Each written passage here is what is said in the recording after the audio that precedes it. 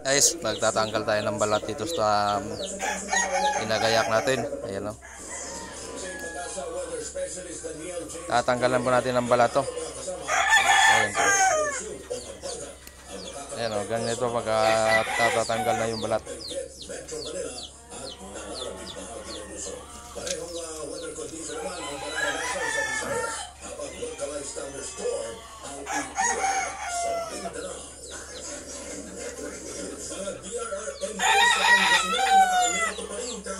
Nakalabas na ng bansa ang bagyong Karina. Kasama natin sa balita si Radyoman Marky Pacheco ng IFM Dagupan.